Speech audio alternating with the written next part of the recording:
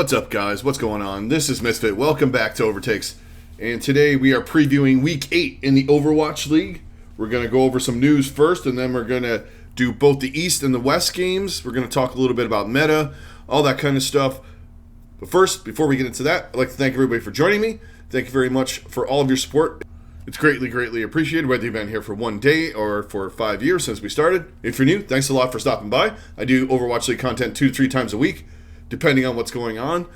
And this week I did not do my normal wrap-up episode. I had some issues going on, and I couldn't get it done properly, so I decided not to do it. So I apologize for that. But we're going to dive into Week 8 right now. But first, before we get into picks and analysis and all that kind of stuff, let's talk about some news. We had some player movement go on, some weird stuff, because apparently that's how they operate out in the East.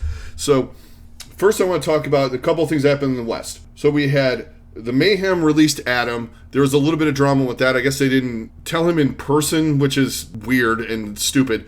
But it all got resolved, I guess, kind of. There was apologies and whatnot. I don't know if all parties are happy with it, but, you know, it's kind of a bummer that he didn't get to play.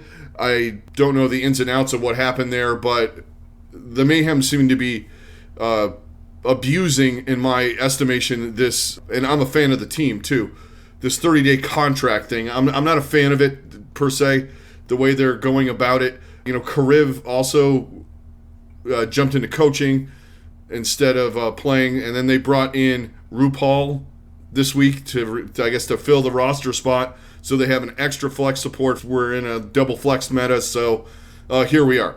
Also, we have the Eternal, much more passive type of thing. They released Glister. It wasn't working out, and they signed Dove. Both parties were kind of like, it wasn't a fit for Glister, so he's gone. They brought in Dove, who's another American.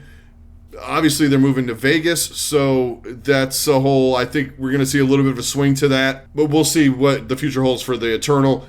Dove looked good this weekend, so did RuPaul in places, but, you know, it is what it is for them, and both teams. Mayhem are a middling team. The Eternal are still trying to figure out their shit. So that's what happened there. Let's move on to the East and the player movement there, which is a little more dramatic. So we had Eileen getting released from the Guangzhou Charge, and there was a whole back and forth going on with this about the Guangzhou sticking to their guns with some kind of moral code and all this stuff that are the reason why. In Discord, I haven't seen all of the things. There could be literally lost in translation, but apparently Eileen did something. Eileen says it's because he's high paid and they got rid of him because of that. An organization's never going to admit that. So if you're looking for that, for them to go, yes, that's why we did that, they're never going to do that. Not any sport ever. That's never going to happen. I don't know what the morality issue or whatever team disturbance he was causing, but he's gone. So he's been with the team forever, so I don't know what exactly happened. He's been there since they started, I believe, in 2019, or at least he came in 2019. So who knows what that. He's a good DPS player, so there obviously had to be something involved there. But he's off of the Guangzhou Charge. Now let's move on to the next bit of weirdness from the APAC region. The Valiant, we're going to put this in quote, signed Marv1. The Marvel is back in the league, which I thought he was having personal issues, and he left Boston because of that. Maybe he just wanted to be closer to home. Who knows? But we're putting the signed in quotes because apparently, I don't know if it was forced or not, but the team is paying for his salary. The players. Overwatch League has got an issue going on here with some of this stuff. I'm not buying into it. I don't know. It's just weird. I really think that the players need to organize, because at first, in the first couple of seasons, you had ridiculous contracts with ridiculous lengths, and guys are sitting around on teams playing Valorant and other games getting paid $200,000 a year. Now you have people just disposing people when meta shifts happen, like at the drop of a hat, or for whatever reason. And now you have a team forcing their players, allegedly, to sign, or to chip in their salary to sign Marvel. I don't know what's going on there, but it's weird. It's a good addition for the Valiant. Don't get me wrong. I think it's a good addition, but it's an odd way to go about it. I don't know. But Marv 1 is on there. But like I said, I think they need to play some of the players or former players, guys like Custa, Jake, they need to talk to the players and get them organized in a fashion where we can hit a reasonable middle here, because it's unfair to the players. Like someone like Adam, who lives in Australia, gets cut after a month, his contract runs out. Who knows what he was doing in the meantime? Now he goes through all the processes, gets a visa, goes to Florida. Now he's got to go back home. What the fuck is that? That's just ridiculousness. And I understand how organizations are playing this. They're doing it with the best interest of the team, not the player necessarily. Yeah, they're paying him to play video games. Okay, sure. But dude dropped everything and left and went to America to play in Florida, and then they decide, nah, meta's different. We're just going to stick with one guy, and we need this other guy, so you're gone. I don't know. It's just weird. And then you have the Valiant doing I have no idea what what's the goings on in Guangzhou are, nor will I ever until after it's said. But that seems more judicious in the process of, all right, he did something bad potentially, and they're just not saying it, nobody's saying it, no one's being transparent about it. Then, okay, all of you guys have to pay for Marv 1, or you're not fitting in the meta, bye. I don't buy into that. That stuff is a little much and a little too abusive to the system. And I understand you got to hit a middle. Like I said, you can't have situations like the Dallas Fuel in 2019 and 2020, early 2020, when you have 3-4 guys on 3-year contracts sitting in the team room playing fucking Valorant, getting ready to flip as soon as their contract runs out, and they're just collecting money, and your team is garbage because of it. There has to be a middle ground here. But okay, that's my thoughts on that. Now let's talk about Week 8 in the Overwatch League. All right, so the meta was definitely shifted into a totally different direction. There were some of the things that we talked about we thought might happen. Sigma is pretty big in it. All of it is due to the changes in that beta patch. If you guys played it, the last patch they did before the first beta ended. So the ball knockback, the Sojourn buffs, which were huge in the league. I kind of thought they would be. Also, some of the other stuff, the Zen kick. Zen is back in the meta. So we have like a kind of a pokey kind of style going on right now for some teams that are playing they're taking advantage of the buffs right now. Some teams, aka Toronto, seem to think it's a month ago and Winston's fine. And Winston's just getting battered. Other teams are running things that they're more comfortable on instead of Sojourn, but I think that's going to start shifting. Yeah, you can run Hanzo, you can run Widow, you can run Ashe, you can run some of these long-range things, but these guys have to get on Sojourn right now, because if you watch any of the matches, which I'm assuming you did because you're tuning into this, guys like Kai and even Hydron and some of the other guys, you have guys like Happy that can play this at a high level. You have to start running the Sojourn, in my estimation. Also, Zen seems to be a very, very worthwhile pick right now. With that knockback, which I thought was kind of gimmicky, kind of a meme thing, but it seems to work really well. And, his damage has always been really good anyway, so if you can mitigate getting picked off all the time in a 5v5 scenario, and you have the Discord and you have the other things, Zen is a fantastic pick. And then you can run him alongside, we saw some BAP, some Brig. I like either one of those combinations are great. They both provide a lot of utility, map dependent, of course. But yeah, I think it's going in a fun direction. I do think Sojourn is a little bit overpowered, but watching those guys hit those railgun shots, which some of them are just ridiculous. I don't know if it's the hitboxes or what. Some of them don't look like they're hitting, but they're hitting headshots. But okay, well, we'll take it. It's fun to watch. And honestly, at the end of the day, yeah, you want it to be fair, but it has to be fun, too. And I like where it's going as far as that. We have no idea what's going on in APAC with the meta. With the main tank heroes that we're seeing, they were favorites anyway. So your Ball and your Sigma, they were big over in the East. I think you're going to see the return of some of the teams in that playing what they're comfortable on, where you had Shanghai, who looked very uncomfortable in the last meta. You have Fate, who can play Ball, and you have Void, who can play Sigma. Now, mind you, last time I said Void actually is one of the best Zaryas, but that didn't pan out in 5v5. His Sigma's insane, and Fate proved last year that he's one of the best balls in the league, and you know these guys are going to run it out. And I think you're going to see more of that kind of stuff. You're probably going to see some weirdness. Sombra, now I'm a Sombra proponent, but I think some of the teams in the West are finding out that the hack does not last long enough, especially when you're trying to off the Zen. They just hold their transcendence until you're done fucking around with the hacks and the EMPs, and then they just pop it. Because 9 times out of 10, they don't get the appropriate amount of damage in. After the hack is done, you just hit Q and you're fine. So it's unfortunate. I like the changes. I think they need to do some tuning to Sombra to make her a little bit better. You don't want her overpowered like she's been, where she's just, you're waiting for EMP and you're playing that slow poke kind of, okay, EMP, go in, win fight, game over thing. We don't want that again, but you want something to hit the middle where her disturbance level is high, but it's not so easily mitigated that it's not even worth playing her. That being said, Tracer is always worth playing. And even with Zen at the state that he's in, you can still get around some of the stuff. Yeah, he has the knockback and stuff like that, but you can play at range and kind of keep him at bay and mitigate some of the other stuff that's going on. But it's still worth playing Tracer, is what I'm getting at. We haven't gotten out of that yet. These guys are so cracked on Tracer at this point that you have to almost run her. We've seen some other stuff too. You can run, the teams are running things like Ashe and things like Ashe on the surface might be okay. It's comfortable for some teams instead of running some of the other stuff that is overpowered right now. But, we'll see what happens, especially in the East. This is where I'm going with this.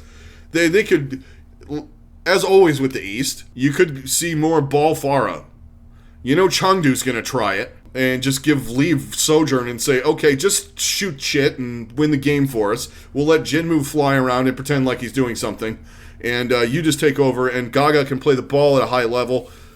We'll do that. But that's some of the thoughts I have on what's going to happen in the East. And speaking of the East, we haven't really talked much about them because they had the week off. And one of the things I was thinking in this is I think we're going to see a little shift over there in some of the middle teams, and maybe Shanghai rising up again. But Chengdu, this could be one of those scenarios where I'm on the fence about them. I've had them rated pretty low going into this tournament cycle, but I think Chengdu, you can see a little rise up just because of the comfort heroes that we have going on here for them. And that being on main tank. If it gets into a hard Sigma meta, I don't know how Daisy would be, but if you can run ball on almost every map and you can have Gaga in there, you're going to look pretty good. I think, and like I said, Shanghai, your tanks should be fine. Playing comfort picks from last year with Ball and Sigma for Void and Fate. The rest of the team is pretty cracked too. I mean, you got Izayaki on Zen. You can run Li Jiegong on Brig, and it works out. DPS wise, I don't know what they would do. I'm assuming you could put Fleta on Sojourn. And who knows, he might have been with Who Are You in there with mostly playing Genji. Fleta could have been doing a lot of the Sojourn work, so to speak. And then you just run Lip on whatever Lip wants to do. You might have Lip on Sojourn and Fleta on Tracer. Or they might put Who Are You on Tracer. They ran him on that a couple times too. So the East is pretty wide open with that stuff. Okay, so now let's talk about the West and what we think was going to happen. We talked a little bit about the East. The West, I mean, we're breaking it down. Like I said, we didn't get to do the recap show, which I apologize for, but things happen, technology, life things. The stars did not align properly at the beginning of the week. Let's just put it that way. And I'll discuss more about that later not in this episode, but down the road or what comes of it and all that stuff. Anyway, so the West, good teams are still looking good, except I'm a little concerned about Dallas. And if you're a Dallas fan, you need to be scared right now. I think they have a lot of talent on this team, but right now it's very, very obvious that they laid way too much into that Zarya comp because they do not look good on anything else but that. They got absolutely smoked last weekend. You had Hanbin's Reinhardt was tragic when he came in to do that, and he didn't look good on the other stuff he was playing either. They can't win with Fearless. I'm sorry. It feels like they don't want to buy into this meta. I would be very concerned if I'm a Dallas fan. They need to adapt. They need to pick this up. They have the players. They have the coaches. They need to get it worked out. Hopefully, in the week after this, which I don't understand maybe it's bravado. We can just run whenever we want. We're Dallas. We're good. But sometimes metas happen for a reason. No matter how good you are, the components are overpowered to the point where whatever you run is not going to work right. So it's not necessarily like that, but it feels like they just didn't invest any time into what was being played, potentially in scrims and all that. It just feels like they have a big-time misread on this meta. Sometimes you have to go a little bit with the pack and run it a little bit your way, but you don't always have to redefine the meta. You just have to win. And if you're not going to be able to win by not playing Sojourn or running proper tanks in there or doing whatever needs to be done, you're going to be in a bad spot, which is where Dallas is. And the Spitfire have proven to everybody they're at least mid-pack. They're not a bottom team. They brought in Poco. Poco looked good against the Mayhem. They disposed of the Defiant. Now, we'll get to them in a second. But the Spitfire have great coaching. They have a plan. They adapt. They are doing the things that Dallas is not doing. They're not on the level of Dallas skill-wise, but they are making headway, and they're going to be playing. If you look at the schedule, their schedule is very light.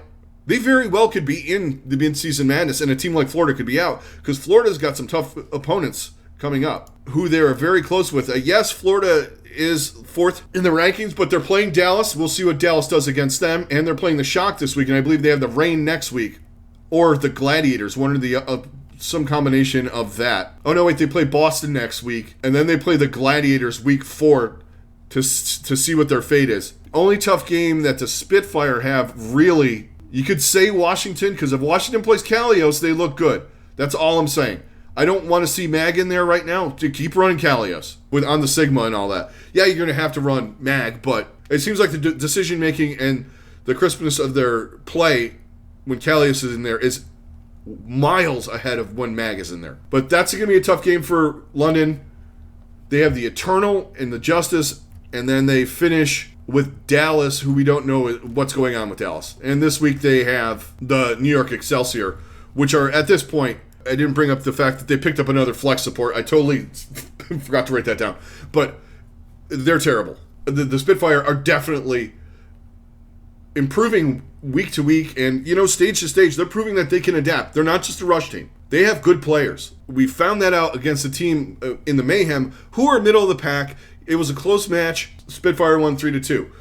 Now all right, I said we were going to talk about bad teams, but Toronto, there's obvious things going on there, and I don't necessarily like saying I told you so, but I told you this team wasn't the greatest. Now, with the whole coaching trauma going on here, you're seeing what's going on. They're playing Winston dive into Sojourn and Zenyatta, and they're getting absolutely owned, and they just don't get what's going on. It's just tragic. They finally figured out what was going on towards the end of their match against the Spitfire, but it was too late. Or, I'm sorry, the Justice. And they put Hotba in on Sigma, and they looked better. But it's just they cannot read a meta, and they just stick to this one Winston comp like it's going to be the be-all, end-all. You should know from scrims or from just watching and just having logic of Overwatch in general, that if you're running into a Brig Zenyatta scenario with knockbacks and Discord, and then you have somebody with rail shots, so you put the bubble down, they charge the rail up, and then they just blast your head off while you're getting kicked, knocked back, flailed, all that stuff. It makes no sense to run Winston right now. Minus maybe Gibraltar, but they misread this beyond bad. I understand it's what they're good at, but even if you're good at something, it's not going to win against that in Overwatch. I just don't understand. Anyway, enough of Toronto. We talk about 2 matches, one East, one West, and then we're going to do picks and then wrap this one up. Going to talk a little bit about, as we always do, it seems like, with the East, because of the regularity and the good play of the teams. First match we're going to talk about, Shanghai and Seoul. It's always a good match, too. There's always drama in the match itself. even if it's a 3-0, it's a, wow, I can't believe they did that. Or it's a 3-2, there was a big play by Prophet or Flip, or something always happens when these two teams get together, and it's great to watch. And we're going to see them battle it out on Saturday morning. And with this meta, it's going to be interesting to see what these two teams do. You have Shanghai potentially in a meta where they could really, really... I mean, we're saying making like Shanghai's terrible. We meaning me. They're not bad. They lost one match, but they looked uncomfortable and not like Shanghai in the tournament. But this is something that they could really, really run with, I think. Ball and Sigma. You get Izayaki, who's a fantastic Zenyatta out there. You could Li Jiegong could play Brig. He could probably play BAP. You got Lip being able to do stuff, Fleta being able to do stuff, potentially Who Are You? This is a meta made for them. Soul, I think Smurf is going to be fine. I think he can play Sigma if necessary, but his ball is fantastic, and if they want to run Rush, they can run Rush really well, because there are places where you could do that too in this meta. Yeah, you get the fear of the charging the railgun up with the shield and all that stuff, but you can do that with Sigma too. People keep saying, well, Reinhardt's useless because you can charge it on anything. You can charge it on a Maywall, whatever. You can charge it on people's heads, which seems to happen too, magically. But the thing with these two teams is they always have good matches, like I said. So let's dive into the tail of the tape. Shanghai, tanks, Fate Void, Soul, the lone tank on the roster is Smurf. I want to call this even, but I'm going to lean on Shanghai in this because Void is a really, really high-level Sigma player, and we have not seen what Smurf can do on that. So I'm going to lean Shanghai in that. Supports, Vindime and Creative versus Izayaki and Li Jiegong. I'm going to go with Shanghai on this. I just feel Izayaki is the key in this whole thing. Izayaki on Zen, better than Creative on Zen, in my opinion. So I'll take Shanghai's support line over Soul. DPS, Prophet and Fitz, Who Are You, Fleta, and Lip. See, this is a tough one. I think it's pretty close. You know what? I'm going to call this even. Shoot me, but I'm calling it even. I think Prophet better than Fleta, Lip better than Fitz, as far as if you're going to go on that. So I'm going to call it even on that. So where does that leave me in the match? This is what I think. I think it's going to be a 5-map match again. But this time, and I always predict it, but I'm going with Shanghai 3-2. And here's why. I think Fate potentially on the ball is going to do a lot of damage. Yes, if you get into a mirror, you have Smurf, and it's going to be incredible to watch. Also, the supports, Izayaki, like I said, I love his Zenyatta. He's been a cracked Zenyatta for a long time. And Li Jiegong on Brig potentially could bring a lot to this team. And I think he could handle playing Baptiste at a high enough level if it gets to that. I'm assuming you have Fitz on the Sojourn. If you're running Sojourn, which I'm assuming they do. If they run Rush, obviously it's going to go in a whole different direction. Prophet, either May or Tracer or anything you put him on is going to be fine. He's going to have takeover moments in this match. But I think overall, when it comes down to the whole package, I'm going with the Dragons in this. Like I said, 3-2. Next match. Big match in the West where we have San Francisco taking on the Atlanta Reign, two teams that looked really good last week. I mean, Kai was insane. You had Proper and Kilo and that whole team looking good. They brought in Mikey, pretty much a ball specialist. He looked good when he was in there. Kaluj did the rest of the stuff. It looked very, very good. I loved what could potentially be going on with the Shock right now. I think they could make a better showing than they did in the kickoff clash. Atlanta is solid. They proved last week that they know what the meta is. They know how to run it. You put Kai on Sojourn and he just rips kids up, and it's awesome. Yes, they had a little bit of trouble with Boston, I will say that, but I'm assuming that they prepared a lot more for Dallas than they did for Boston.